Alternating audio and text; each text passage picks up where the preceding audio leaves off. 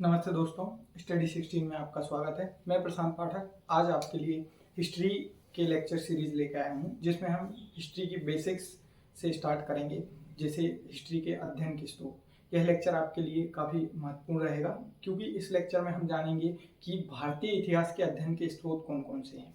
ये टॉपिक आपके लिए बहुत महत्वपूर्ण है। जो व्यक्ति MPPSC मुख्य परीक्षा देने वाले हैं या जो भी MPPSC का असिस्टेंट प्रोफेसर जिसमें कि उनका सब्जेक्ट इतिहास है, उसके लिए काफ़ी महत्वपूर्ण ये सीरीज रहेगी। इसके अलावा जो भी बच्चे UGC नेट, JRF या आप अदर जो स्टेट हैं उनके असिस्टेंट प्रोफेसर हिस्ट्री के लिए आप तैयारी कर रहे हैं, तो ये सीरीज आपको बहुत ही महत्वपूर्ण रहेगी। तो इस लेक्चर में हम सबसे पहले पढ़ेंगे भारतीय जो इतिहास है इसके अध्ययन के स्रोत। तो अध्ययन के जो स्रोत हैं इनको 3 भागों में विभाजित किया गया है: पुरातात्विक स्रोत, साहित्यिक स्रोत और विदेशी यात्रियों के विवरण। तो आप देखोगे कि जो भारतीय इतिहास है इसके स्रोत जो अध्ययन के लिए हम बात करें तो पुरातात्विक स्रोत में आते हैं अशोक के जो शिलालेख हैं जिनको हम अभिलेख बोलते हैं, सिक्के हो गए, मोहरें हो गई, इसके अलावा मूर्तियां जो होती हैं, चित्रकला, ये सारी चीजें किसके अंतर्गत आएंगी? आपके पुरातात्विक स्रोत के अंतर्गत आएंगी। इसके अलावा साहित्यिक स्रोत में वो आता है जो जिसको हम बोलते हैं लिटरेरी, जो लिखित प्रमाण में सबसे, यदि हम प्राचीन साहित्यिक स्रोत की बात करें जो हमारे पास लिखे हुए प्राप्त हुए हैं वो रहे हैं हमारे वेद, और जैन धर्म और बौद्ध धर्म के स्रोत जो साहित्यिक स्रोत हैं वो साहित्यिक स्रोत के अंतर्गत आते हैं। इसको भी फिर यदि हम आगे बात करेंगे लेक्चर में तो 2 भागों में विभाजित किया गया है, एक धार्मिक और दूसरा लौकिक। जो धार्मिक स्रोत रहते हैं वो मैक्सिमम हमें धर्म से संबंधित रहेंगे, जैसे मैंने आपको पहले बताया, या तो बौद्ध धर्म, जैन धर्म या फिर जो आप ब्राह्मण धर्म बोलते हो या सनातन धर्म। इसके जो धार्मिक साहित्य हैं उनसे हमें जो इतिहास के बारे में पता चलता है वो साहित्यिक स्रोत के अंतर्गत आते हैं। इसके अलावा हम बात करते हैं विदेशी यात्रियों के विवरण। तो आपने देखा होगा बहुत बार आपसे पूछा जाता है कि जो चीनी यात्री हैं उन्होंने क्या विवरण दिए, इसके बारे में आप बताइए। या जो रोमन यात्री आए उनके जो विवरण हैं उससे हमें भारतीय इतिहास के बारे में क्या पता चलता है, इसके बारे में बताइए। तुर्की या जो अफगानी यात्री आए उन्होंने क्या क्या लिखा है भारतीय इतिहास के बारे में। तो ये सारे क्वेश्चन यहाँ से आते हैं। अब इन यहाँ से पूछे जाने वाले जो क्वेश्चन हैं उसके मैं आपको उदाहरण बताता हूँ। जैसे जब आप करते हो पुरातात्विक स्रोत की बात, तो पुरातात्विक स्रोत में जो अभिलेख हैं, जो यदि आप बात करोगे तो सबसे पुराना अभिलेख जो हमें मिला है वो किसका मिला है? अशोक के जो अभिलेख हैं। इसके अलावा अशोक के अलावा आप देखोगे गुप्त काल में भी मिले हैं, ठीक है, समुद्रगुप्त के अभिलेख। तो इस पे से आप देखोगे प्रीलिम्स में बहुत ज्यादा क्वेश्चन पूछे गए हैं कि अशोक का शिलालेख कहाँ कहाँ से प्राप्त हुआ है, या किस शिलालेख में अशोक का नाम जो है वो अशोक मिला है, प्रियदर्शी नहीं है। इसके अलावा समुद्रगुप्त के जो अभिलेख हैं, ऐहोल अभिलेख है, रुद्रदमन जूनागढ़ अभिलेख है। तो ये सारे जो क्वेश्चन देखोगे तो आप वो कहाँ से आए हैं? अध्ययन के स्रोत से आए हैं। इसलिए मैंने आपको बताया था कि अध्ययन के जो स्रोत हैं इतिहास के वो काफी महत्वपूर्ण है। यहाँ से आपको क्वेश्चन देखने को मिलेगा, चाहे आप किसी भी एग्जाम में जाएं, आपको यदि आपका ये यूनिट तैयार है तो आप ये मानिए कि आपके 2 से 3 क्वेश्चन आप पे बनेंगे। इसके अलावा मुख्य परीक्षा के लिए यह क्वेश्चन किस प्रकार से पूछा जा सकता है? तो आपसे पूछा जा सकता है कि भारतीय इतिहास में जो विदेशी यात्रियों के विवरण हैं उनका महत्व बतलाइए। या आपसे पूछ लेंगे पुरातात्विक स्रोत है इनका महत्व बतलाइए कि किस प्रकार से इनसे हमें जो भारतीय इतिहास है इसके बारे में जानकारी प्राप्त होती है। या साहित्यिक स्रोत के बारे में पूछ सकते हैं कि किस प्रकार से जो साहित्यिक स्रोत हैं इनसे हमें भारतीय इतिहास की जानकारी मिलती है। या बौद्ध धर्म या जो जैन ग्रंथ हैं इनका महत्व बतलाइए भारतीय इतिहास के बारे में। तो ये जो सारे क्वेश्चन हैं ये मुख्य परीक्षा में आपसे पूछे जा सकते हैं। इसके अलावा जो प्रीलिम्स है, प्रीलिम्स में मैंने आपको बताया डायरेक्ट क्वेश्चन आता है, जैसे कि जो गुर्जरा अभिलेख है या मस्की या नेत्तुर अभिलेख है, इनके बारे में जनरली क्वेश्चन आता ही रहता है कि ये किसके अभिलेख हैं या इन अभिलेखों में क्या उल्लेखित है। इसके अलावा पुरातात्विक स्रोत से जो चित्रकला है इसके बारे में आप देखोगे अजंता एलोरा, ठीक है, बाघ की गुफाएं हो गई, भीमबेटका हो गई, ठीक है, यहाँ की जो चित्रकला है यहाँ से जो हमें जानकारी मिलती है, शिकार के बारे में जानकारी मिलती है, कृषि के बारे में जो भी जानकारी मिलती है तो वो क्वेश्चन आता है। तब हम सोचते हैं कि ये किसी एक इम्पोर्टेंट प्लेस से क्वेश्चन आ रहा है, नहीं, वो किस वजह से आ रहा है, क्योंकि वो एक हमारे इतिहास के अध्ययन का स्रोत है जिसकी वजह से वहां से क्वेश्चन आ रहा है। आप अभी अगर जैसे किसी एग्जाम की तैयारी कर रहे हैं तो आप पुराने साल के जो पेपर है वो उठाकर देखना, ये जो 3 मैंने आपको डिवीजन बताए हैं इसमें से आपको 100% गारंटीड जो है वो क्वेश्चन मिलेगा। तो हमारा जो कोशिश है वो ये रहेगा कि कम से कम समय में आपको ज़्यादा से ज़्यादा जो तैयारी है वो कराई जाए, ताकि आप अपना जो भी एग्जाम है वो अच्छे से दे पाएं। आगे हम जानकारी जो है लेंगे किसके बारे में, पुरातात्विक स्रोत के बारे में। पुरातात्विक स्रोत, तो पुरातात्विक स्रोत में सबसे पहले आएंगे आपके अभिलेख। जब हम अभिलेख की बात करेंगे तो अभिलेख मुख्यतः आपको दीवारों पर मिल सकते हैं, मंदिरों पे लिखे हुए मिल सकते हैं। इसके अलावा जैसे जो अशोक है उसने अपने शिलालेख लगाए थे कि पत्थरों को स्तंभ लेख, जिसे आपने सुना होगा, गरुड़ स्तंभ लेख हो गया विसनगर का विदिशा में जो मिलता है।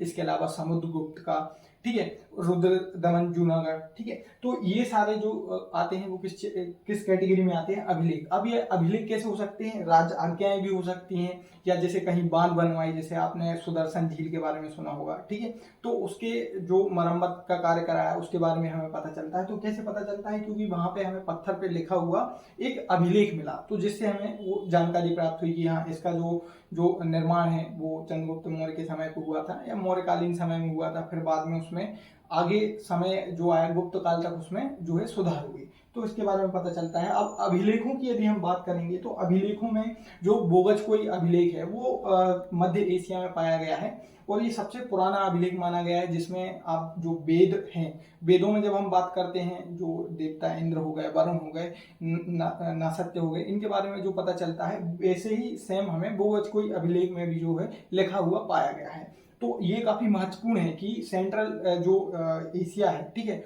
वहां हमें एक अभिलेख मिलता है जिसमें हमें जो भारतीय वेद हैं उसमें जो देवता हैं उनकी जानकारी हमें प्राप्त होती है।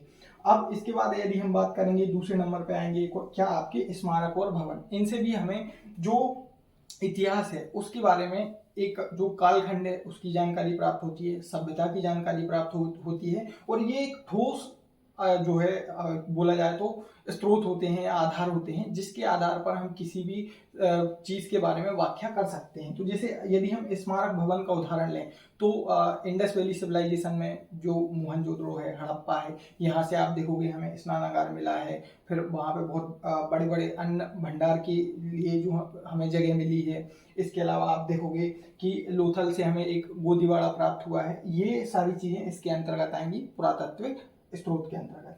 फिर हम बात करेंगे सिक्के और मोहरों की। सिक्के और मोहरों से हमें जानकारी प्राप्त होती है। जैसे सिक्के और मोहरें यदि हम बात करें तो भारत में सबसे जो प्राचीन सिक्के हैं इनकी शुरुआत हमें कब दिखाई देती है, आप 5वीं शताब्दी ईसा पूर्व में, जिनको हम आहत सिक्के बोला जाता है। इन सब के बारे में हम डिटेल जो लेक्चर है वो आगे रखेंगे। अभी मैं आपको सिर्फ एक ओवरव्यू दे रहा हूँ ताकि आपको पता रहे, आपसे क्वेश्चन पूछा जाए कि कौन कौन सी चीजें पुरातात्विक स्रोत के अंतर्गत आती हैं।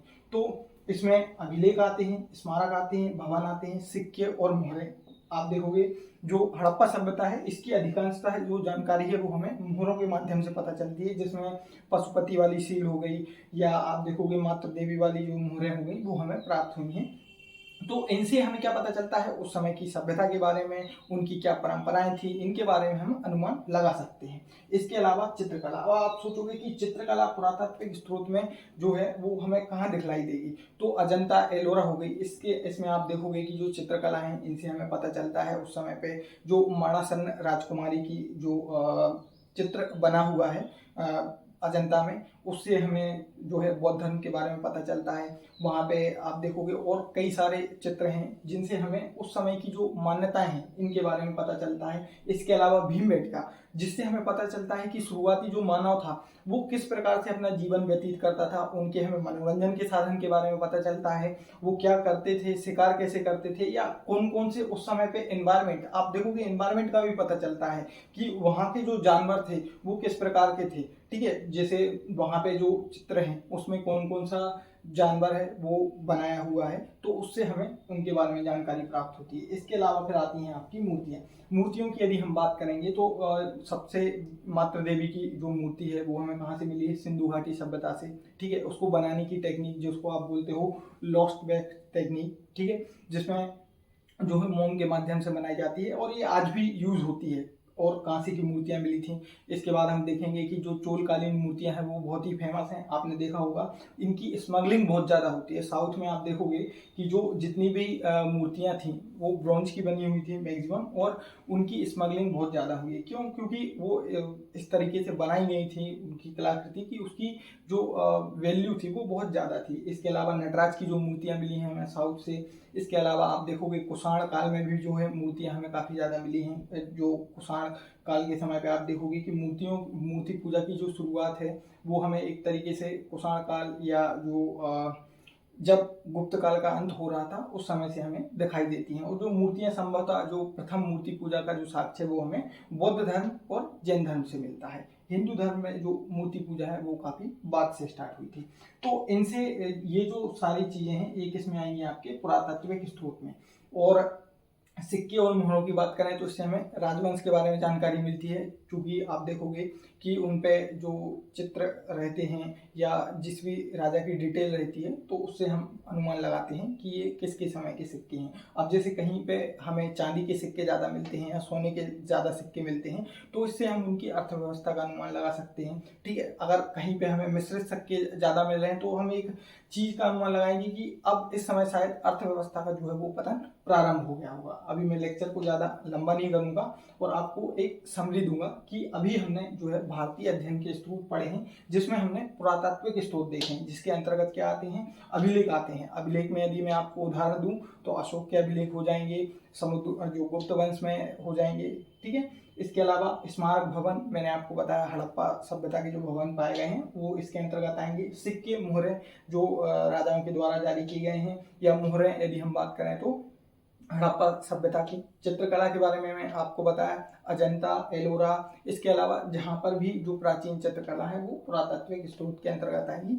और इसके बाद आपका मूर्तियों के बारे में मैंने आपको बताया है कि जो आप मूर्तियाँ देखोगे तो पत्थर की भी बनी हुई होती हैं, धातुओं की भी बनी हुई होती हैं, जिसमें मैंने आपको जो दक्षिण भारत है इसमें चोल मूर्तियों का उदाहरण दिया था जो ब्रॉन्ज की बनी हुई थी। ठीक है, तो इसके बाद हम आगे बढ़ेंगे साहित्यिक स्रोत के बारे में।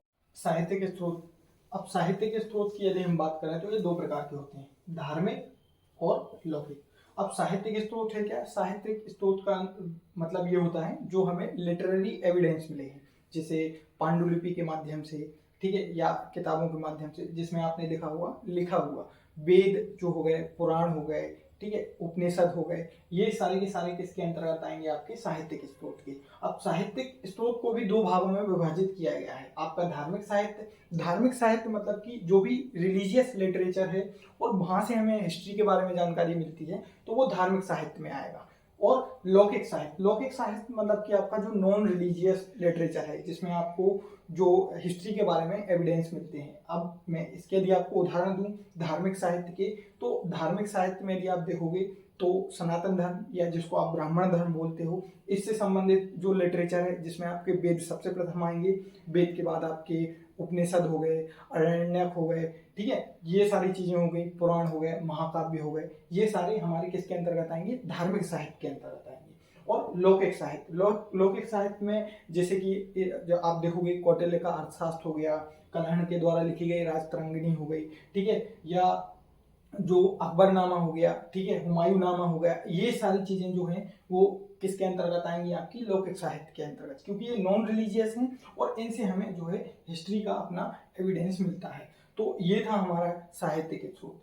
आज हमने आपको मैं बताऊं तो सबसे पहले भारतीय इतिहास के अध्ययन स्रोतों के बारे में पढ़ा है, जो 3 प्रकार के होते हैं, पुरातात्विक, साहित्यिक और विदेशी यात्रियों के विवरण के बारे में। तो पुरातात्विक स्रोत के बारे में मैंने आपको बताया कि उसके अंतर्गत अभिलेख आते हैं, मूर्तियां आती हैं, सिक्के, मोहरें, स्मारक, भवन, ठीक है, ये सारी चीजें आपकी पुरातात्विक स्रोत के अंतर्गत आते हैं। इसके बाद हमने बात की साहित्यिक स्रोत के बारे में। तो जो साहित्यिक स्रोत है इसमें 2 प्रकार के होते हैं, ये धार्मिक साहित्य और लौकिक साहित्य। यदि हम धार्मिक साहित्य की बात करें तो धार्मिक साहित्य को भी मैंने बताया आपको कि वो 3 भागों में विभाजित हो जाएगा, जैन धर्म, बौद्ध धर्म और ब्राह्मण धर्म।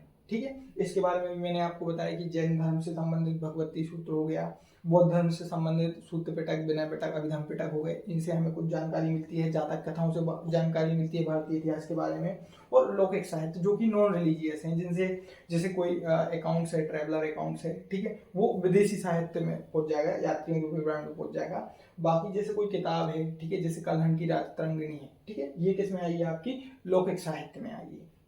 तो ये हमारा आज का जो है लेक्चर था, इसमें मैंने आपको बताया इतिहास के अध्ययन के स्रोत। अब इनके बारे में जो डिटेल्ड लेक्चर है वो अगला रहेगा, क्योंकि अभी इतना ही आपके लिए बता पाना संभव था, फिर वो बहुत ज़्यादा क्लमजी हो जाएगा। अभी आप इन चीज़ों को याद रखिए, और यदि आपका कोई डाउट है तो वो कमेंट बॉक्स में आप मुझसे पूछिए कि आपका जो भी डाउट है उसका मैं ज़रूर उत्तर दूंगा आपके लिए। और आगे आप मुझे ऐसी वीडियो बनाने के लिए प्रेरित करें तो आप वीडियो को लाइक करें, कमेंट करें और चैनल को सब्सक्राइब करें। Thank you for watching.